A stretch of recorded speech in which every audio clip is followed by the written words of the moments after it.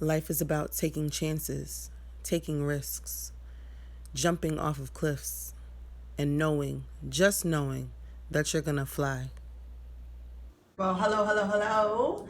Welcome to Triple M Tribe Podcast.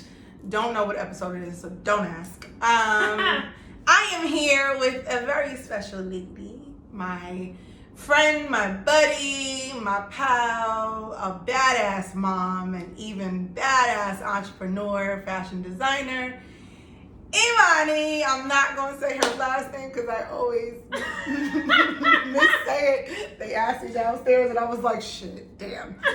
A-B. It's not that hard. You just have to have confidence with it. Any borough.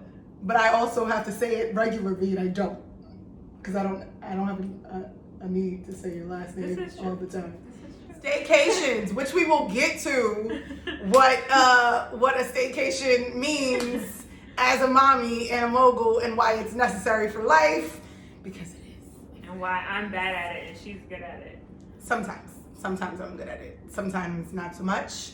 But I'm also the person who will tell you that you need to do something and not be doing it myself. So same. Whatever. No judgment zone. This is Planet Fitness. No. Well, I was looking for what the hell is the song? No flex. No flex zone. I was trying to be cute. Didn't work. Fail. Complete fail. Today we are going to talk about mommyhood, everything surrounding it, being a mommy mogul, as I have my mompreneur shirt on. This is not what they will look like, so don't worry about it. Yes, the store is still happening, but due to life being life, it might just take a little longer to launch, but it's okay, because it's going to happen. It's coming. Just wait on it. Right? But yes, so we're going to be talking about everything mommyhood and moguling and trying to find some sort of balance between the two. And, we'll add in the married life a little bit. Today's more just about, trying to balance mommyhood and entrepreneurship, or mommyhood and work, or mommyhood and just life in general, because it's not easy. It's hard. But anyway, here we go. So, y'all more than likely by now know kind of what my mommyhood journey has been thus far. Was motherhood an aspiration for you? Did you wake up when you were a child and aspire, oh, I want to be a mommy when I grow up? Not when I was a child. I don't think so. I mean, I played with dolls and stuff. I'm the weirdo. It's me. No, I think I'm the weirdo because when I was growing up, I never thought about what my wedding was gonna look like. I never even thought about. That's what we're from. I never even thought I would get married. Like, I never in life thought I would ever be married. And then I was like, but even though I knew I would never be married, I knew I wanted a child. So I won't say, like, as a kid, I wasn't like, oh, when I become a mother. But somewhere around high school, college, I knew I wanted to have a child. I knew I didn't want it at any of those times, but I knew that I wanted to have a child. And I was like, you're right. Small but mighty they are. So I was like, okay, I guess I want to have a child, but I had no idea how I would navigate motherhood or who I would be. And then I wasn't even fully sure that I wanted to have a child until I met my husband. When I met my husband, I was like, okay, I could do this kid thing. If this is the person I'm gonna do it with, then this could work. This could work, yeah. Yeah. I think I was the same way. I mean, I've said it before, but I wanted kids, since, yeah. I played with dolls as if they were mine. That was my baby, and I'm feeding you, and I'm changing you, and even to think about my career thus far and how many facets of childcare I've worked my entire life. You're super nurturing. It's in your spirit. I've only nurtured my own child and a few select friends' children, but I was never the person. We both churched. And people who have a baby at church and they passing their baby around and people want to hold their baby and stuff. Which is crazy. Neither one of us do that. My child will never get passed around. But what I will say is, I was the person who, when the kid was getting passed around, I was like, hands off, because I don't want to touch your kid. I don't. It was like, no, that's not me. And also, people would be passing their kids around, and it's like, But you don't even like me, fam. Why you want me holding your kid? And if I don't like you, don't hold my kid. Right. Don't if talk we to don't them, get along, don't look at them. Don't and think. just randos can't just hold my kid because she's cute and squishy. No. So yeah, I was never the person who wanted to hold people's kids, and I don't pass my kid around. So I was like, I want a kid, but I don't know how I'm gonna do this because I don't even really like them like that. She don't. She said it for the longest. That's why when she texted me, and it was such an undercover text. Like, so we were pregnant 3 months apart, and I don't even remember what we were talking about. And all of a sudden, it was like, yeah, so I'm pregnant. And I was like, wait, what? Huh? How? When the hell did this happen? How far are you? I thought we weren't doing this. Like, what the fuck? Oh, I think it was the end of a fall semester, and we were both talking about grades. Yeah, about grades and like Thanksgiving and everything. Yeah. And then you were like, yay, so hey, I'm pregnant. And I was like, okay, how is this gonna go? Because I already knew how you felt. I was just as surprised as she was. When I found out I was pregnant, I was crying, and I didn't even know I was crying. And I wasn't. Because I was always like Flo was always here. She was consistent. Flo was never not on point. So when she wasn't, also I have an aunt who apparently calls babies, and she said to me that I was pregnant, and I was like, no, I'm not. And anyway, like at the end of the week, I took the test. Now thinking about it though, and that explains the dream. I didn't ever think to ask you. Yeah. Because I always ask my friends and they hate it. Like, they know when I dream, and I don't dream fish like a regular Caribbean person. I actually dream babies, and it's usually myself. And I always ask my friends, and they're like, yo, son, keep that elsewhere. We not trying to be in that department right now. I wasn't ready. First semester of grad school. I was about to say, are any of us really ready? And You're then, never really ready. You will never even be if you ready. want it. You will never have enough money. Nothing. Unless you got blue blood money, that's the only way financially you can be okay, right? And then if you have all of that, you're still not gonna be ready in some other way. Emotionally, I wanted a child. Still wasn't ready. Shame on. Wasn't ready. So it doesn't really matter. Like, I don't think that should ever be a stop to anybody who wants to have kids. Like, if you want them, cool. If you're nervous about it, cool. Either way, there's going to be some portion of you that isn't quite there yet with the motherhood, fatherhood journey. Well, you kind of touched on it, but when did your excitement kick in? Is the question I will ask. I was as excited as I was scared. So when I say like I was crying and I didn't know I was crying, I really didn't. I was sitting on the back of my friend's toilet with the test in my hand, but I already knew there was and I did digital because I needed no confusion. Yeah. I was like, I knew it was gonna say yes because she was so on time. So when it did say yes, I wasn't surprised. I think I was just scared, but I also knew my husband would be super excited. So I took the excitement in my mind that I knew he was gonna have, and I latched onto that. Okay. So I was excited instantly. I was just nervous. It's a scary thing. Also, it wasn't so much scary for me because I'm gonna have to it was scary because I'm like, I have to raise a child, but I'm very into science. So the things that happen to your body was freaking me out. I was I'm growing organs. Weird. Aliens moving in my stomach. Strange. So that was me. She looks like a fish. Right. There's a person with my DNA growing inside of me. This is strange. So that was where a lot of the scaredy came from. Because I'm just super into science, and I was like, this freaks me out. But I was excited off the bat. And then I found that I was having a girl, and I had to refine my excitement. Because we both wanted boys. We both wanted boys. At that time, I had already known it was a girl, but I remember distinctly having conversations prior to finding out Malia was Malia. And being like, I want a boy. And I was doing the same thing. I was like, this is a son. I'm having a son. This is a boy. subconsciously, you know me and my gifts. Subconsciously, I knew it was a girl only because I had seen somebody I referred to as my big sister in the street one day. She was driving past and she had stopped. And I belted out, "You're having a niece," without even thinking about it. Oh.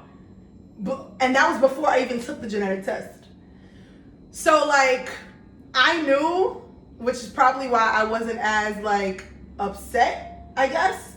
But I also think, like, having a daughter, being able to bring a woman into this world is a very, very big responsibility. I think that's why I ain't want it. I mean, let me say this for the people who are listening. I love my daughter down. Of course. Like, I love her so much.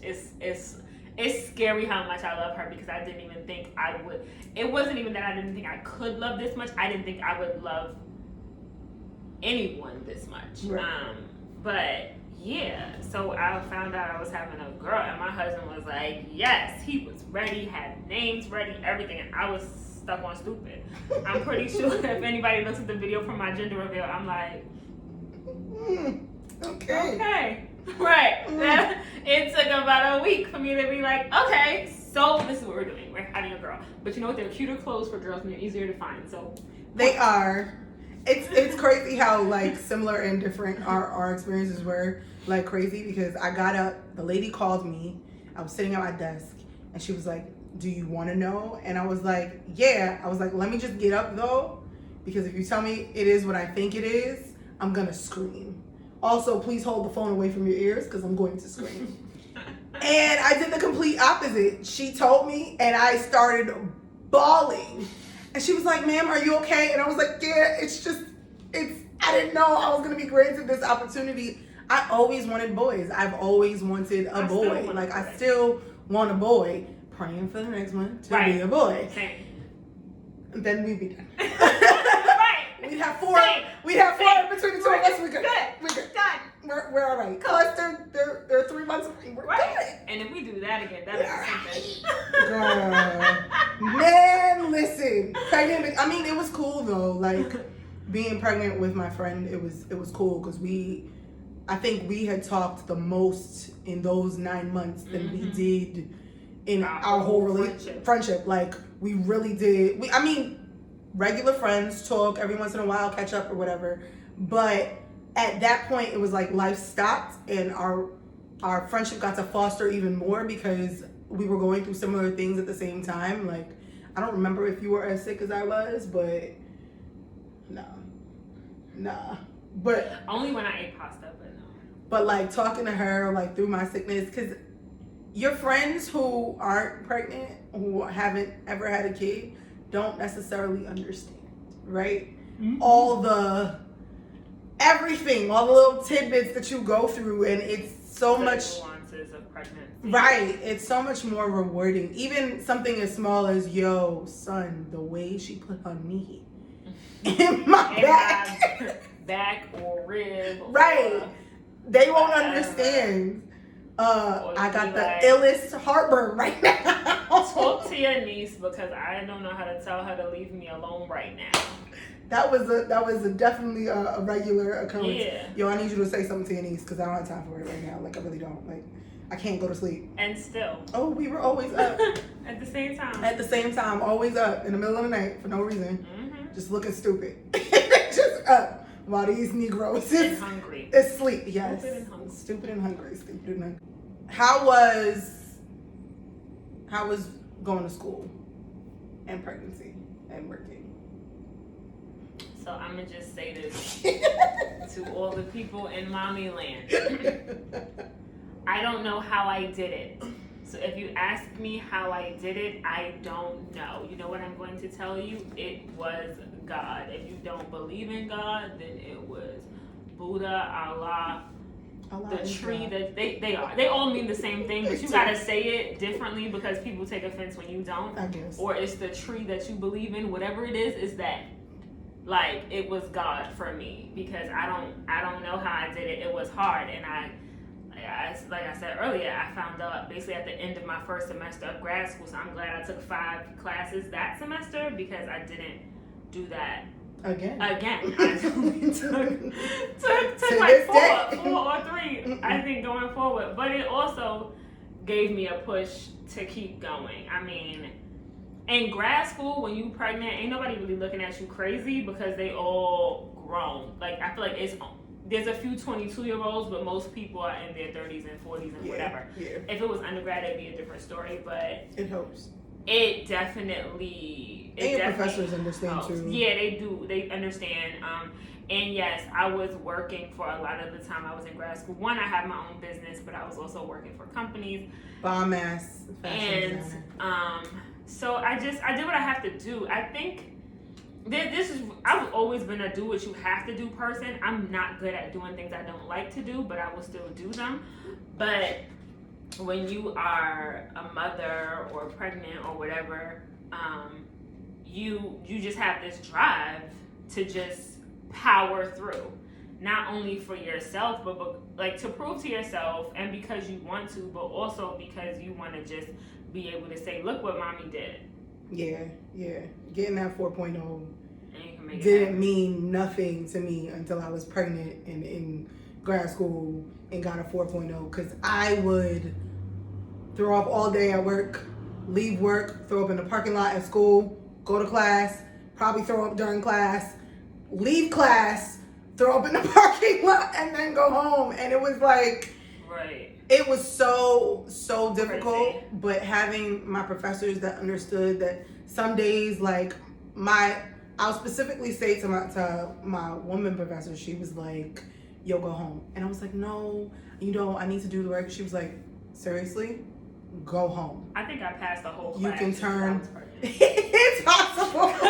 I might have got my 4.0. I don't think I was really good in that class. I might have got a 3.8 had I not been pregnant, but I think I got my 4.0 because that little professor, she was like, no, she tried with that, and I was like, miss, I don't know what she was. She wasn't a good teacher, but I thank her for passing me in that class and for my friend Michelle, because we did group projects, and I was definitely the one who I'm not usually, but I was the one who ain't do none of the work. Doing shit. but Michelle held me down, and I truly appreciate her for that. I had a group project too, and I didn't even take it that night. I didn't even show up to the night that the presentation. No. I came that night, but the week after, before class was over, I couldn't get out. Like, I could not. Like, I don't even think I went to work that day. I could not get out of bed, and I was like, I'm not. And he came to my job and dropped off my folder. Oh, that's dope. And gave me my grade, because I had no idea what I got at that point. And inside, he was like, you're going to be an amazing businesswoman, because I was pursuing my MBA. And keep going. I'm so proud of you. And a bitch got an A+. Like, yay! Hello with this, and I still have that binder too, because those things, like looking at it, kind of keeps you focused too. Right. Cause on par for the goal. I do the same thing with my thesis. Yeah. Sometimes I look at my girl, master's I was thesis, so proud of you with that damn thesis. By the time I wrote my thesis, my daughter was actually born, but I literally, I was writing my thesis, like typing it almost every stage of it, and breastfeeding literally breastfeeding at the same time. But the day it was due, I was up at like 3 o'clock in the morning, like facing the other way in the bed, just typing, hoping my clickety clacking wasn't gonna wake her up.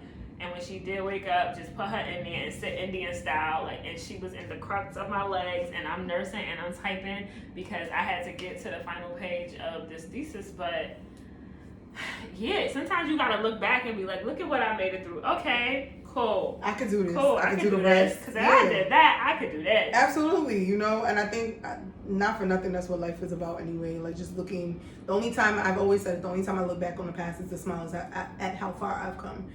And quotes on a t-shirt. Shut up. I hate you. I might put that on It's a good shirt. Actually, it's a good shirt. That's actually a good shirt. But, and I ain't put that picture up too. I need to put that picture up. See, content.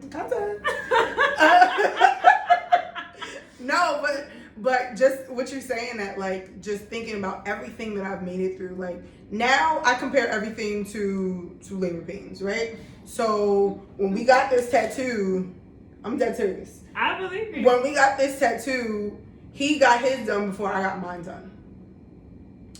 And I was always good with tattoos anyway, but like this did not hurt at all.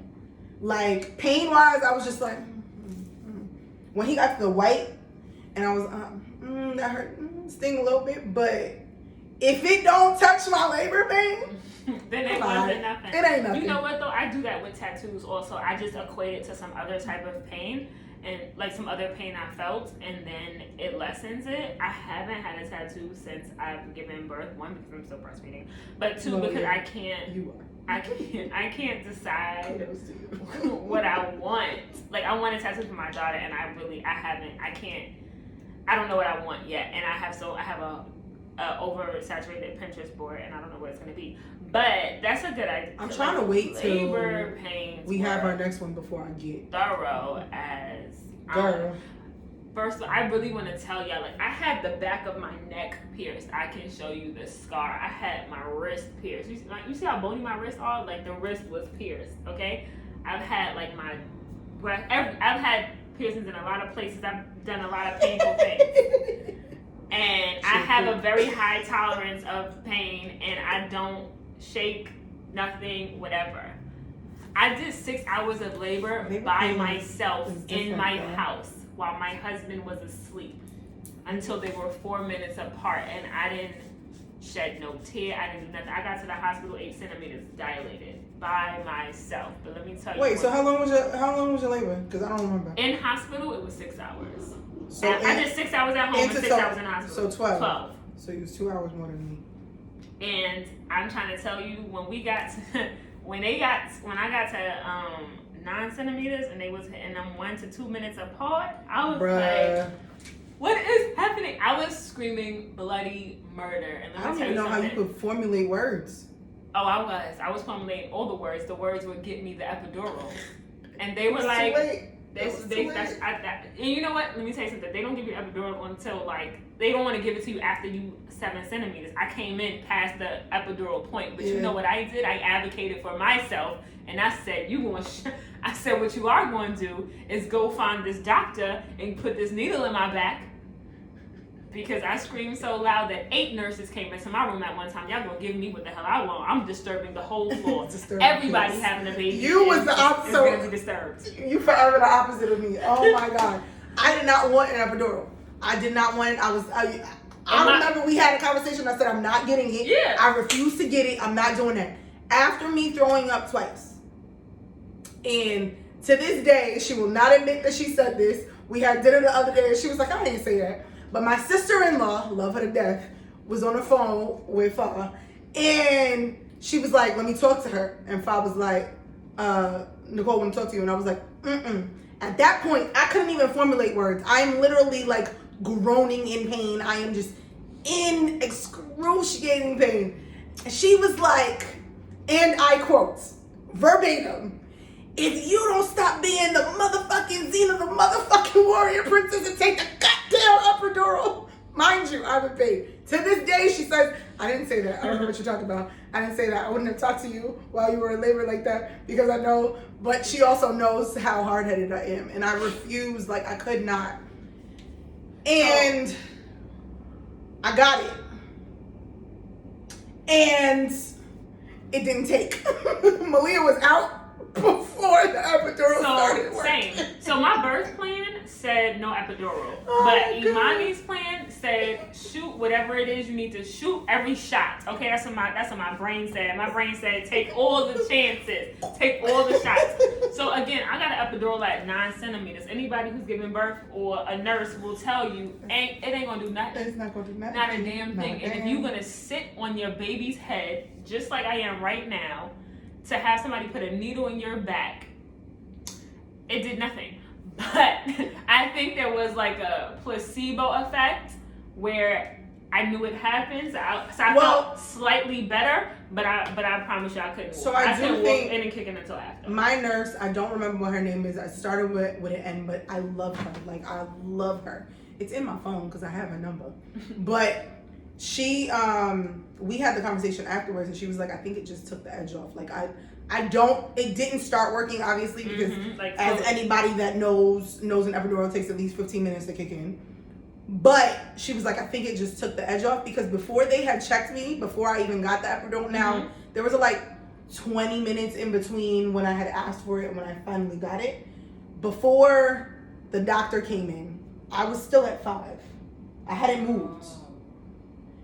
And within 5 minutes of them giving me that bitch, I was ready to go. I sat up, no lie, I was laying kind of similar to this actually. And I was like, babe, I gotta push. And they also say, because you're a new mom, 9 times out of 10, you don't really know when you have to. But Adana knows her body, okay? She's very in tune with her body, okay?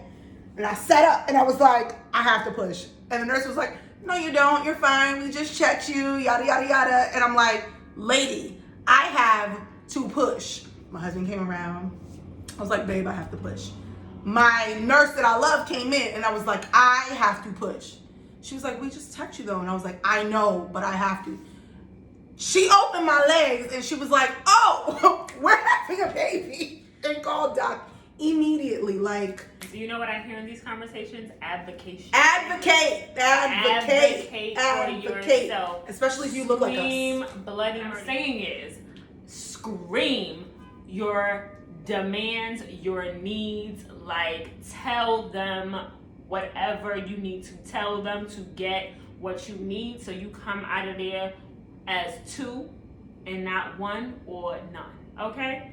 Like, because otherwise you ain't gonna get nothing. And I love my nurses. My nurses were good. I was very demanding. My mother always says I was never a bridezilla. I'm a mommyzilla. But I think that we advocate in life regularly anyway. You know what I'm saying? Like, sure. I think we are just those type of beings that we don't take no shit.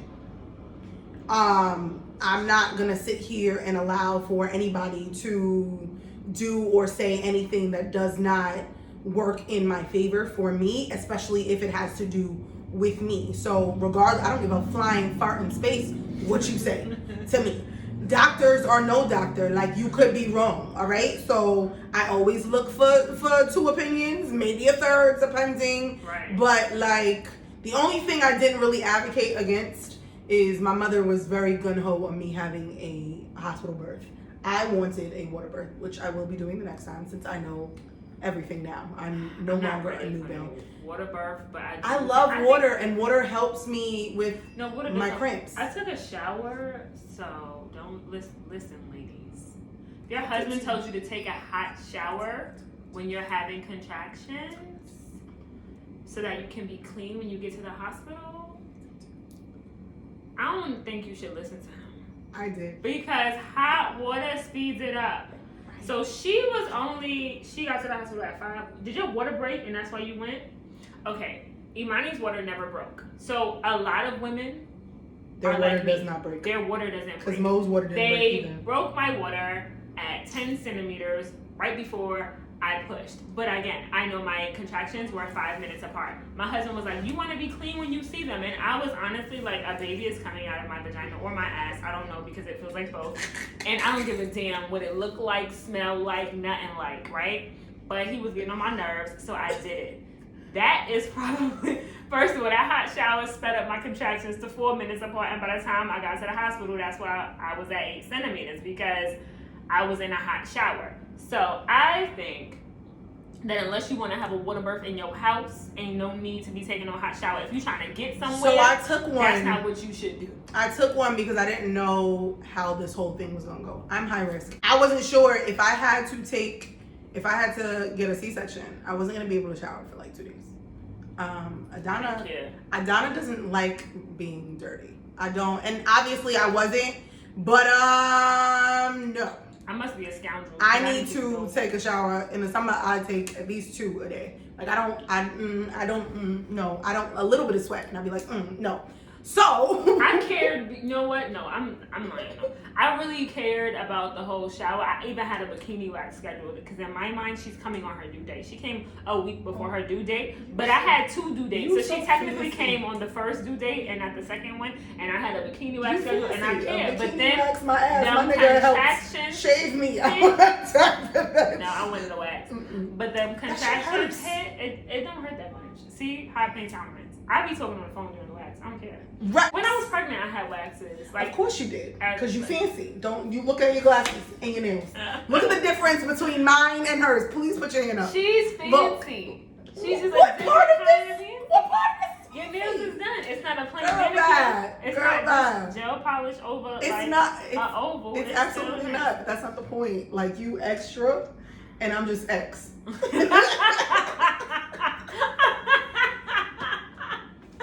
Don't nobody got time for But everything X. anyway, Crazy. yeah, I didn't care. I was like, get this baby out. But yes, advocate, because it's important. It's important. I know I've said this on And another advocate one. for your children.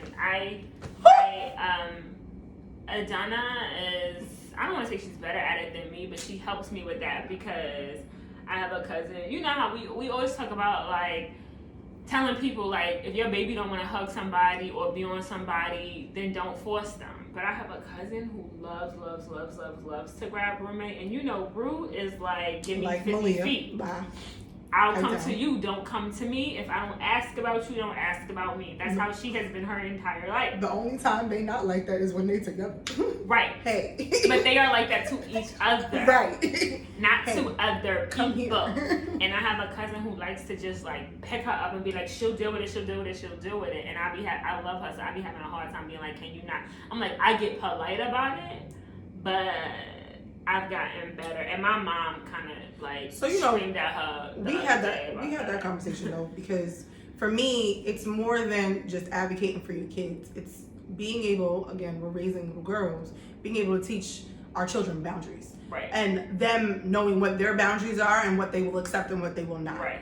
Malia, I will ask Malia for a kiss and she'd be like, no. No. And I'd be like, oh, I'm not gonna push you for it.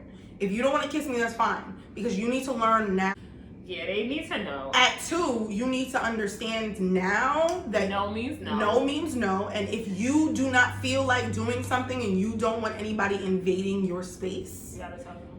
that they should not just one tell them, but that person needs to honor how you feel. Otherwise, you don't need to be around. And them. it's okay that you feel that way.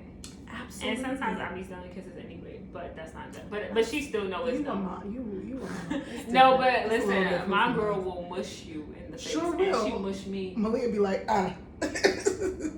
or no. Sis, we pushing. Bye. Them thick thighs and them legs is strong. Oh, when they She kick will you, bro. Jesus. Oh man. And I be like, Karate Kid or nah? What? These girls is What? just stacked up. So, the pandemic and mommyhood and working. And for you, it's a little different because, you know, this worked. It's been I know the other day we talked about how 2020 hasn't been that bad for us. It was the other day. But, you know, the pandemic as a whole obviously is horrible. But it worked in your favor because you were able to use your artistic lifestyle and create and be able to help other people. So this beautiful mask that I made an outfit for, that I just didn't put up a picture yet. I actually have to send it to you. Okay. I told you I was going to. You did. This beautiful mask was created by this amazing young woman right here. There's another one. There's a sparkly one that I bought for my sister-in-law that I'm gonna buy one for myself because it was a lot nicer than I thought. When it came, I was like, ooh, I don't even know if I'm gonna give this to her now. But I bought it with the intention of giving it to her, so I'm gonna give it to her. But yeah, so it worked out. It did Well for you it in worked that out, aspect. It worked out well for me, and I really, I don't want to say capitalizing off the pandemic because that's not what I did, but I struggled with if that would be what I was doing was kind of perceived as. But yeah, anyway, business really picked up, and I've been blessed through this time. But Being a mommy through this mothering time. is not easy. It wasn't easy when she was in daycare part time. It wasn't easy. It's not easy at any level. Certain things get easier, but then a whole new set of things is gonna come. So, you know, managing a full-time business and being a full-time mommy is work. And I sew, I create. And you said when you were making your dress for Monique's wedding, you was like, sis, how you do this with her? How do you sew on a machine with her? And it's literally sewing on the machine with her in my lap, Yep. or with my boob in her mouth and sewing at the same time, or I don't do that anymore. She don't do it no more. She's Or still calling and responding we should talk about while that. you sewing. It's a lot of different things, and it's exhausting, and it's no sleep, and it sucks because something you got done in like 5 minutes now takes you 2 hours, and it's like you get mad at yourself, but then I spend a lot of time in the middle and end of my days sometimes literally doing a checklist in my head of what I actually did accomplish. Because I think, and on those list of things is, I fed my child today. Because you gotta count everything. You also, so it's a little different for you because you also, and I don't think I note that, but you also are feeding her. You are still her food, technically. So I feel like I'm her food, but I'm her snack because she eats salads. She eats food. She eats food. But she is greedy and still. She a real Nigerian little girl. Like she eats. She eats, yes. Her father want to give her beef, and I'm like, son, no, it's for what? I'm very particular about what I give. I don't give right now. mine She everything. eat chicken, she eat fish, she eat rice. I'm like, she don't. I've given it to her, but she don't eat that regularly. Like she's had like a little meatballs. bite every once in a. He'd be like, oh, so she can have some of this steak. And sis, first of all, Malia got way more teeth than Brumate. Brumate teeth is on some like layaway plan. I don't know when they they just did stuff differently. They taking their time, and Malia had teeth in her gums when she was born, so that's different. I'm not rushing it. Like they come in, and they did. She got enough teeth. The thing is, she got like teeth back here, and then these ones is not here yet, and then some is in the front. They on some weird shit. I don't know. I'm gonna call a dentist for COVID. The dad learning curve. Yay! Fun things to talk about. You know what? Your man is probably not a unicorn. That's how I'm going to start that conversation. If you think your man is a unicorn, he's not. I hate you. Shut up. But that's not what you're gonna if you don't think he's a unicorn, then he probably is. No. But yeah, dads do have a learning curve. And I think they have a learning curve. And I don't know, like maybe we need to speak to like gay dads about this. Maybe they don't have. They got a learning curve too. They do? Both of them? Yes. I don't know. I know gay dads. Men have a learning curve regardless. I was watching that thing on Netflix. That's the thing about babies. It's kind of boring, but I watched a few episodes. What thing about babies? Do I need to watch it? What are you talking about? It's a documentary, and they did a bunch of studies on like babies and your brain and all of this kind of stuff. And so it said that like the dad learning curve comes from the fact that like I guess because the fathers didn't birth them or something. There's like this thing that happens in your brain that becomes when you the nurturing pass through the vaginal canal and right. But if you are gay and you have a child, the man. It comes to the men faster if they're both gay, not because they gave birth to the child because they didn't, but because they're with them having to do all the things. So I feel like full-time dads or like single dads, they have it sooner because they have to. Well, yeah. I think the dad learning curve comes from the fact that like they don't have to. We are the go-to. Yeah, absolutely. But I told you when his learning curve kicked in. I went to a pool party for like 5 hours. I was gone for 5 hours in the middle of the day. And I came home and he was like, yo, my bad. And I was like, about what? Like, you can't say that to me. I'm gonna start at least but see, so my thing was, but you also haven't left them till just now, so you can't. No, but see, he has a long time with her. I haven't left them overnight until now, but he's had a long time, like hours at a time without her, and he would be blowing up my phone like with the got updates a whole and personality now. What she doing? She a whole grown person now. Like, if I had her when she was almost she was over 3 months. When she was 3 months old, when she really could not fend for herself, I can't get nothing, I can't tell you what I need, nothing. So it's different. I don't know how much he had her by himself at that He did not. Let me be the first. It was not a thing. Before she was 1, I think he did like maybe like 3 or 4 hours at a time. Still different. I am talking about when I know. Malia was still latched to my like tit. in infancy. I understand. I'm trying to get him in a little inch, but it's my fault too.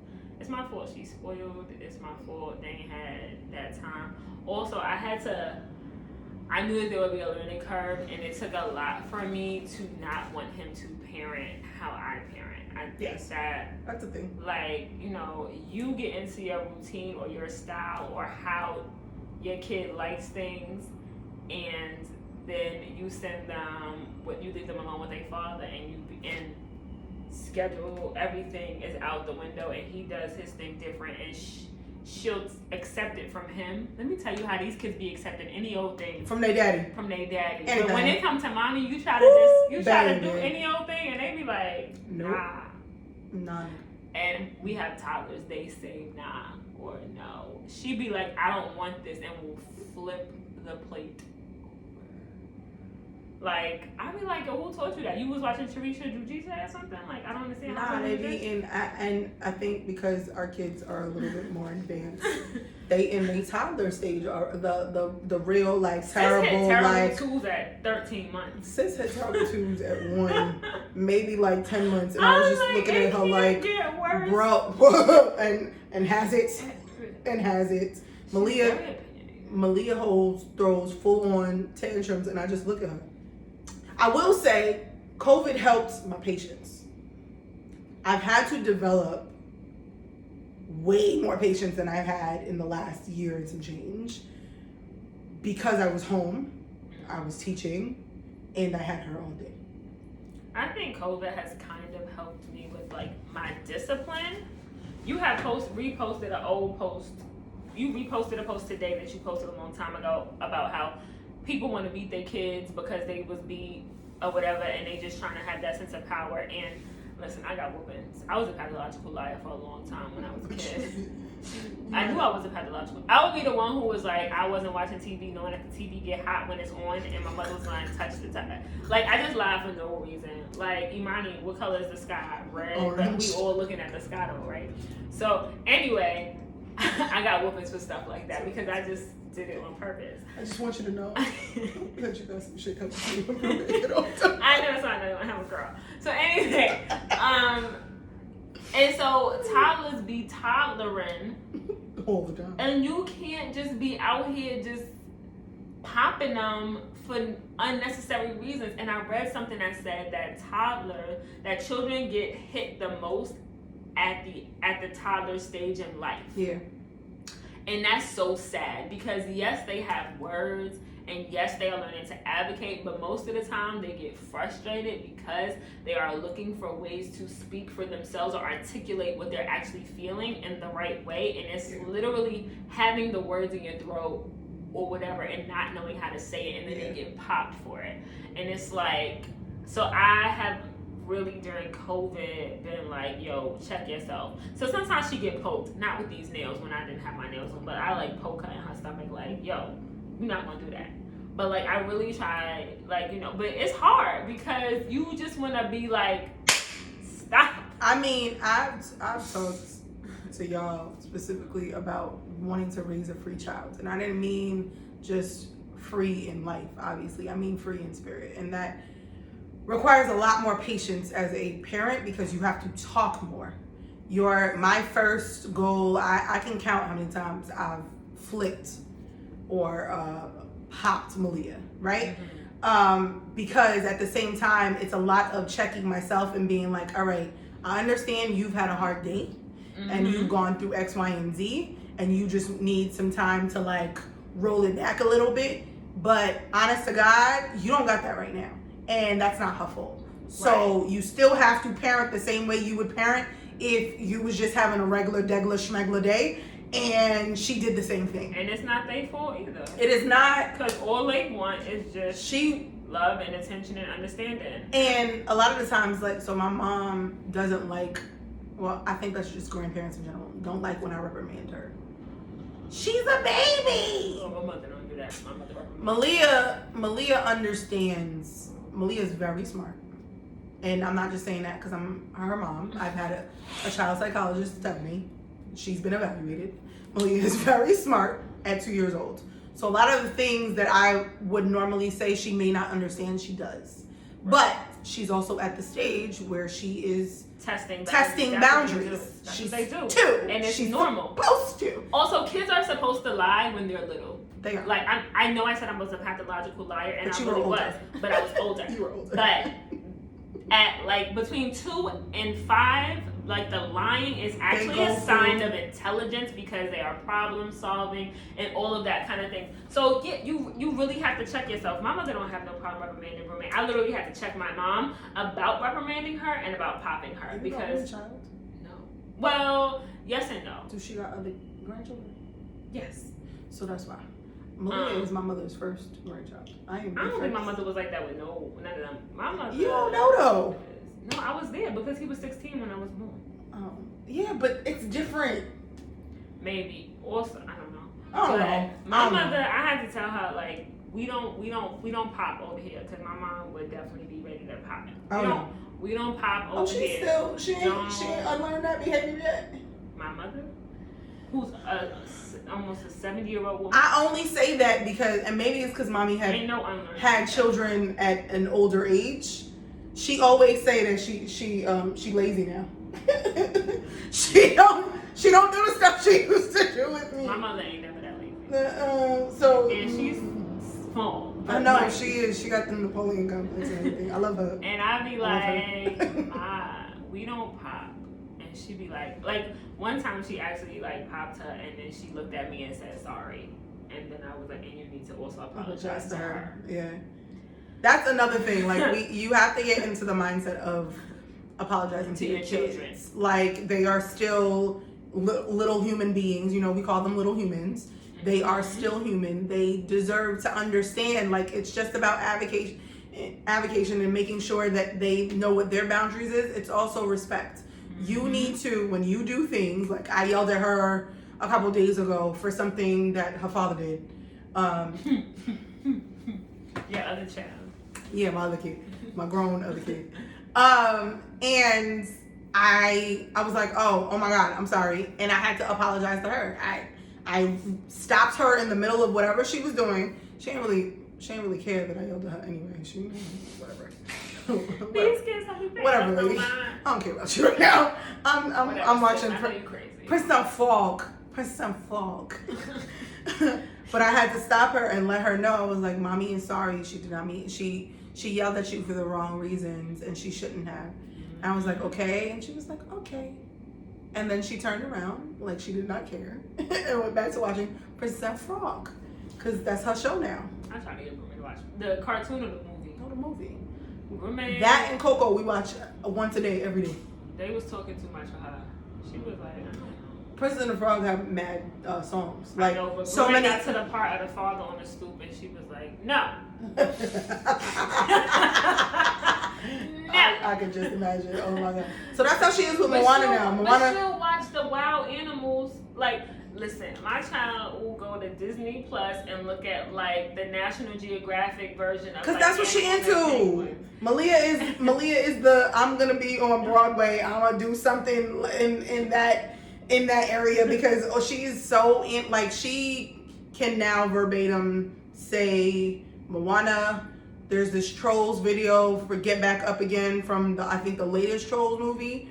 And she knows it like words and all, expressions and all, and she does it like. All right, musical theater, I see you. Right. Like I was trying to. I thought I was gonna wait another year, but once COVID is done, I'm just gonna put her in it. Roommate just be wanting to dance. If she ever say that she don't If want it to drop do a it. beat, she's here for it. Yes, they're gonna be dancing together. I cannot. D Nice was on Instagram Live and on National Reggae Day, and I had turned it off for a second, and she was like, music, dance, mommy. I'm sorry. I know you're Jamaican, little girl. Okay, I got it. It's coming back. I had to drop the beat for her. She needed. Yesterday That's we when was at the house. Go hard. Yesterday we was at the house and I was playing soca and they was dancing and I was like, I had gotten tired of it. I was like, all right, finish. And she had a whole temper tantrum about the lack of music. That's when you give them the headphones. She got kitty headphones. She got kitty headphones, And I put but them it was on my her. it was my phone. So That's why she got her own iPad. I can't do she got one. It's just at home. We stepped out for a quick bit to go to my mom's. It I'll be wasn't putting that like joint under the stroller now because I can't No. be without. no. Well, the iPad we gotta get. Well, no. Verizon said I need to come in and check it out because I don't know why it doesn't work well with the Wi-Fi, but his iPad does, which is weird. Well, you know, I say iPad, but it's not like I have the kids' Kindle tablet. No, she has a Kindle too, but I haven't really tried to figure out how to use it. She knows how to use it better than me. I don't know how to use it. Right. So she finds videos and I'm just like, how did you get here? She be on the kids' YouTube, but I'm like, I don't know. Yeah, he downloaded on his iPad now, so it's between his iPad and her Kindle all the time. Whatever makes them happy. She don't even know where her mini is. Her mini is under my desk somewhere. Yeah, no, nobody got time for that. Yeah, how the hell did we get on this topic? I don't know. The This learning is why curve. there's a list. The learning curve. The learning curve, and we went back to talking about our kids again. So, listen, what I'm going to say about the learning curve is leave your child alone with their father sooner. And then I concur. the curve will be lessened. But it's there. I concur. Like, force yourself to go. She knew, obviously, but I went to Miami 4 months into Malia's life. And as much as it killed me, it was a necessity, not just for her, but her father, because she had to learn how to be dependent on him for nurture as well as Fun time. Because fun time. Daddy's Daddy's always fun. gonna be fun. But they have to be able to provide that in the absence of me or Imani, you know? And my daughter is Having a a fit. few weeks shy of 2, and this is the first time she's been away from me for 1 to 2 nights. And how's that working out for her? I mean, she rested now, but she was up from Yeah, because she's 2. exhausted. She was up at 2 o'clock in the morning until She like probably gonna be exhausted 9:15. tomorrow. You won't get back and it's gonna be like, oh, I don't ever, mommy, if you ever leave First me of all, again, she's I'll not kill gonna you. unlatch for about 6 hours. But it's okay. I miss it. I give you a whole day. Therapy and motherhood.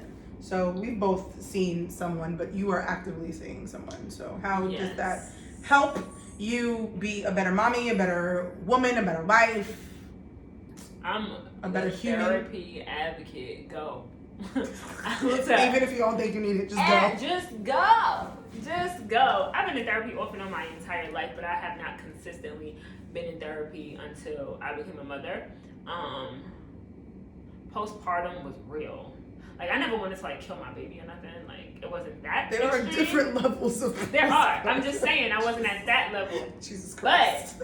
I was definitely like very stressed and just overwhelmed, and so I found a therapist through that took my insurance, and I was referred by a friend who works in the medical profession, and I went to him for like 5 months. It was a guy, and at that point she was super young, so I took her with me, and then listen, sometimes therapists are seasonal as well. Like you're not gonna always necessarily be with the same therapist for long, or sometimes you could be with them for like 5 years and then they might not serve you anymore. You might need to change to another therapist. It doesn't mean anything is wrong with you or them. You just need to change. So anyway, I felt that there was time for a change. I was seeing a male therapist and he was really great he did a lot. I still use a lot of the things that I learned there with him. But then I was like, I need a woman. And so I went on the hunt, and I've been consistently in therapy with her. Whew, I don't know, at least 6 months, maybe 7 or 8. But every week. And there's been weeks where I'm like, I don't have anything to talk about. And I think that there's this notion that if you don't have anything bad going on in your life at the moment, you don't need to go to therapy, and that's not what therapy is about or for. And always on the days when I'm like, I don't have anything to say, do I look at the clock and realize I've been talking for 45 minutes straight? And I'd be like, oh, that's why my throat is tired. Oh, okay. I ain't shut up yet. I didn't be quiet yet, and there's only 15 more minutes to go. Yes, go. It helped me as a mother because it just helps you get through your thoughts. Like, calling you is amazing. You are great. You are No. everything. Go love you. find. But sometimes you need people who are not your friends. Sometimes you need people that are not your husband. You just need to get through those moments yourself. And also, sometimes you don't even see them. You know, Yeah.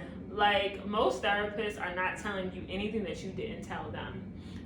For example, I was in therapy last week and my therapist asked me a question and I was like, I don't know the answer to the question.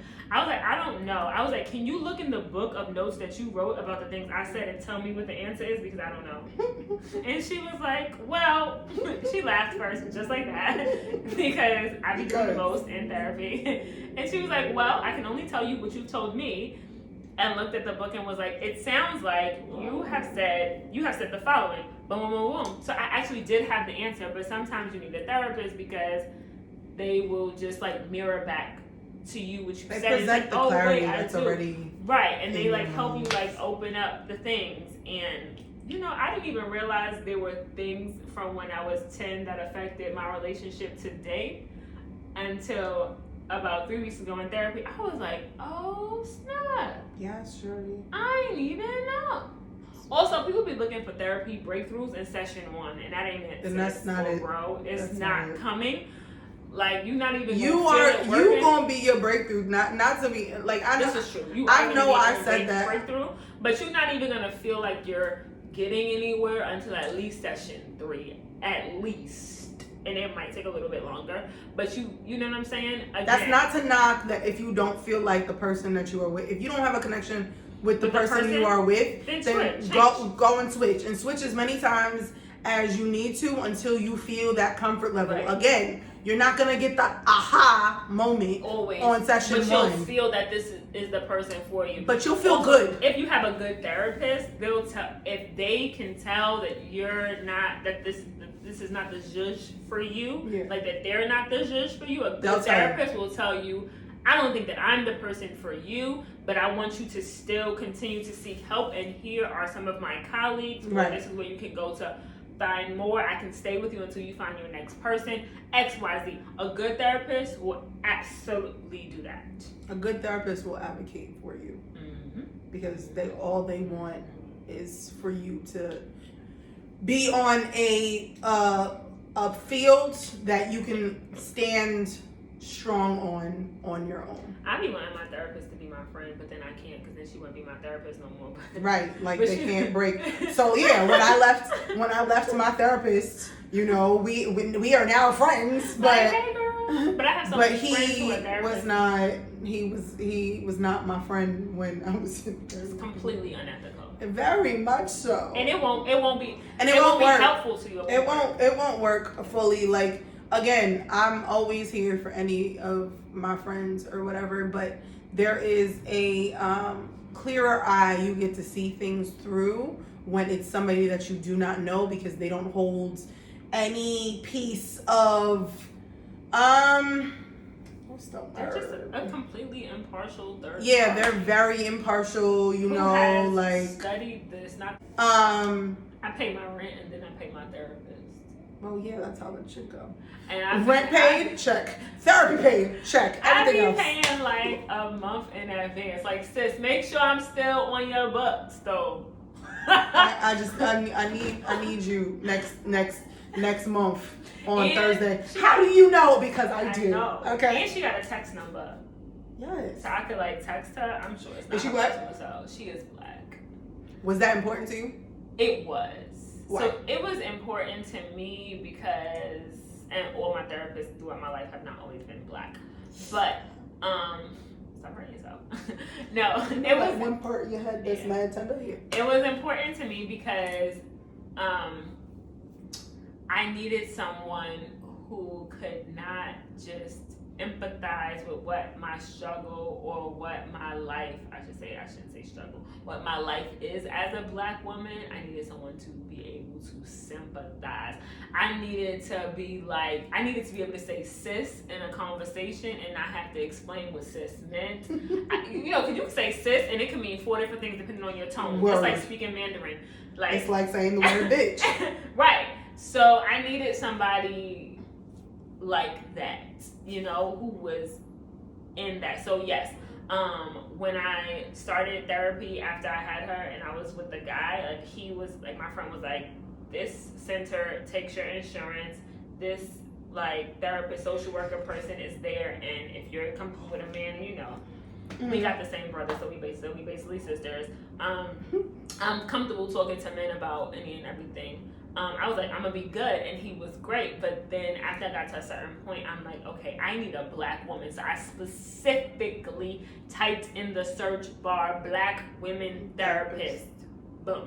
And I thought I really thought I needed an in-person therapy session, like a therapist that I could like sit like this with, because I had never did therapy virtually. But I sent out a bunch of like introductory emails so I could have consultations, and the person who I'm with now, who I had the most connection with, she's actually based in DC, and she only does virtual. Well, no, she only does virtual therapy now due to COVID. But pre-COVID, she did in person, but in person in DC. I didn't realize that she was in DC, and then I was connected with her, and then I had the consultation. I was like, no, but this is the person. And then she was like, but you know, it's virtual, and I was like, oh, and I thought that was gonna be a setback, but then I kept thinking on it, and I was like, nope, I need this person's connection. I think like whereas certain people sometimes need to be outside of their house, outside of whatever, so sometimes whatever their issues is, right, sometimes their issues is in that space. Right. So for somebody like that wouldn't work. But if that's not your issue, carry your phone to the Starbucks and put in your headphones. Word. Cause go to the library, find the back room. I live in a noise studio, room. so when I had therapy, I mean, luckily my mother lives in my building, so that was very convenient for me. But I would even now, I would go to my mother's house and do my therapy at her house and leave Brew at home with Tony, or now COVID, everybody's working at home, so my mom is home, but I'll go in her room and she'll be in the living room. Listen, where there's a will, there's a way. Always. Go. Even but you today, should I know. had to end up using my phone because the hotel internet connection. Well, regardless, so even today, you made it clear, can you come? My plan was to be here early because I knew I needed to get Malia settled and all of that stuff, and we was just on two different bandwidths, and that was fine though because I know how important certain things are, and if that's a necessity for you right now, I would never impede on that ever. Also, I didn't want to put you in a time constraint because I knew that there was only an hour between my therapy and when I had to teach. Yeah. And then I don't like to restrict my time with my boo. Right. For real. Because we don't have it that often. We don't. Due to the fact we have been planning a mommy date for 2 years. And we only live 15 minutes apart, but you would think it's 4 hours. That mommy date has that yet to happen. That bridge is expensive. The last time I seen Imani in person, because we FaceTime pretty regularly often. More than most people. More than most people.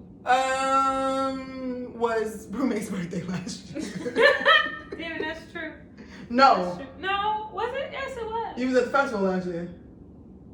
Yes. So the festival. No. The festival was before her birthday. No, it wasn't. Wasn't it? No, it was not. It was after? It was in September, January. It was 1 month after her birthday. Big whoop. No, it was the middle of September. A month and a half. 6 weeks. Boom. Okay. Since you're on your staycation, ma'am, you think it's a necessity now? After me saying it for how long? So she has been saying it for the entirety of my child's life. To my credit, I've been asking for a staycation for the same amount of time. Let me tell you where the problem lies. That's where the problem lies. The problem lies in the ask portion of the show. Okay? You got to take what you want, what you need, what you deserve. Take, tell, make it happen, whatever. Because I knew I needed this.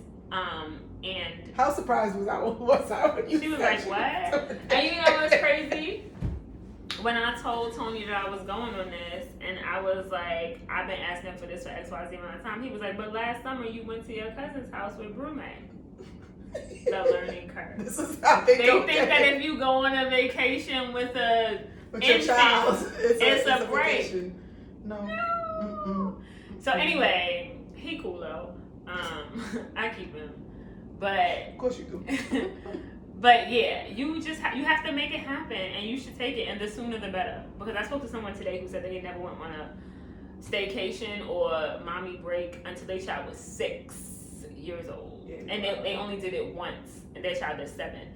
And they can't wait to do it again. But the child was 6 and crying every night. Even though they was having fun at the daytime, at nighttime they was crying. So you really, you need it for your own mental health. You know, I checked in yesterday and I was like, I had all these plans of to-dos. You see how when I text you? You see when I text you? And I was dead. Purposefully text you then because I wanted you to be able to get, like, even when we planned this, I was like, what day should I come? And then I was like, you know what? Let me come Thursday because at least you get your whole day by yourself. We're not doing anything.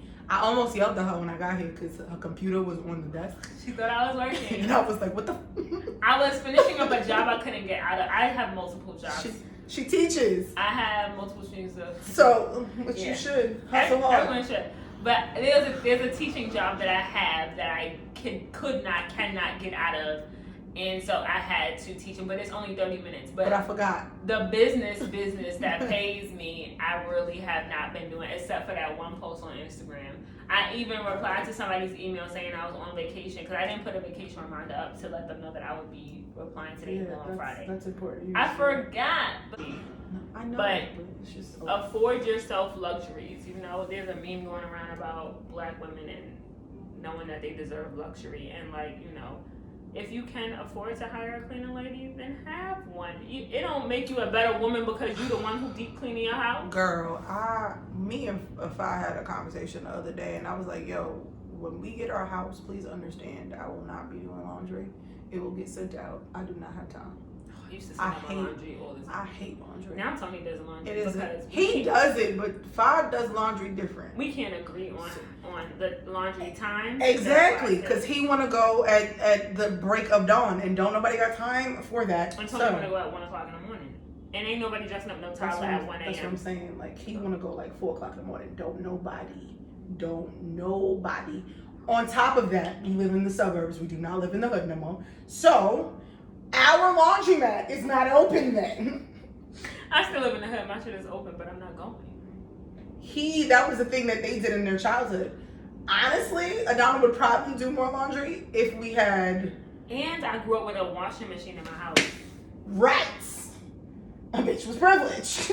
So, Privileged in the hood. And so then when I moved out, I had my laundry sent out, but you know, new baby, new bill, so I that's the baby bill is different. It hit different. That baby bill hit different. Thank God for her godmother. Like, I was excited not to have to buy diapers the other day because Imani was like, Brew grew out of these, do you want them? And I was like, send them bitches. That's what you gotta do. You gotta have a mom village. Tribe, bruh. Tribe. Y'all know I'm here for the tribe. Because... Man, listen. Anyway. All right, people. It was nice. It was great. I hope you had fun listening to us ramble on and talk on. The summary of this is take mommications, go to therapy, advocate, love your kids. Don't have them until you're really ready for them, which you'll never be ready. But you'll be ready. I was about to say that I'm advocating for people to have kids like when they like 30, but Shorty just hit that milestone. But she also is wise beyond her years. Pipe down. Everybody don't need to know my age. Okay, she's 12. Either way, Asshole. She's wise beyond her years. She older than me for real. I do. If you cut her open like a tree, the rings, she got more rings than me. But the rest of y'all out there who not as grown, this one over here, has as much growth and just abundance in their head. No, I agree. I don't necessarily if I would have done pick an age, but I always said I'll pick a mindset. If I had my child any younger, like even 27, I got married at 27, but even at 27, I think she would have been on the church steps. I was 27 when I had mine. Right. But my kid would have been on the church steps. But I also say you got to be ready for certain things in life. Like, I met my husband when I was 23 years old. I was ready to be with him. You get what I'm saying? Like 20 years old, I was still dipping into it. Right. Like, certain people at 23, you supposed to be living your life. Get that. But for me and for him, we were we were ready. I had seen enough of life, I guess. I should have saw more soon. I hate you. Shut up. Shut up. So I agree with her on one end. If you are looking, I think maturity wise, by 30 you should be some semblance of what? I said something. Yeah, some. I didn't hear you. All I was. You should have some maturity by then to be ready to take on the next journey of parenthood. You also should have more patience by then than you do when you are. Right. 30 is the new 20. They always say that when people are 30, but you get to you know what life is. Your 20s are for you to, excuse my French, fuck up. You are supposed to fuck up. Please do not get it misconstrued. Don't think that you're not. You fuck up because you learn from fuck ups. Seriously, you learn. So do that so that when you hit 30, you can enjoy and live the way you really want to. Mm-hmm. And if that means now starting a family and loving and everything, you do that then. Get all the dating out, getting all the hoe out, all of that stuff, Move. Sow your royal oats coming to America. And then mature and move on. Please stop having kids too early. You ruin not good for nobody. You ruin generations to come, and then people gotta deal with stopping generational also because curses. people were having kids at 18 and 19, but they were also at different mindsets than 18 and 19 now. You know what I'm saying? That, but also I feel like we're in a completely different generation, so we can't even look to the past and how things, somebody asked, I think the other day, why marriages don't last like our grandparents. And I was like, yo, girl, you serious? That's a whole nother podcast. That is a whole podcast. Feminism, all of it. No comment. All of it. It's a lot. But I'm going to just give it the face because I'm not even starting that conversation because we already said we can do that. We can do that. But we Caribbean as hell and don't ever stop. Don't say goodbye. We don't do nothing when we say goodbyes later. 8, 10 goodbyes later. All right, Leah, no. Start a whole nother conversation for 20 minutes. At the car, in the window. And then end up abruptly hanging up because something happened and you got to get off the phone. Yep. That's how we are usually on FaceTime. And then be like, absolutely. Wait, I didn't. Okay, did you say goodbye? Folk did it the other day. She was like, did you say goodbye or did I just hang up? And I was like, nah, I said bye. It's fine. Bye. Bye-bye, guys, for real. It's been real. Thank you for joining us. I hope you come back soon. Now that these will probably be a little longer, you'll probably get them every 2 weeks instead of every week because this is a lot of content to go through. Just saying. Okay? Yep. Love you. Bye. I don't know y'all, but I love y'all. Bye. Bye. Well, this is my tribe, so you don't gotta love them. It's fine. No, I can love them. Mompreneur. Mom. Me too. Well, we both are, but I only have the shirt.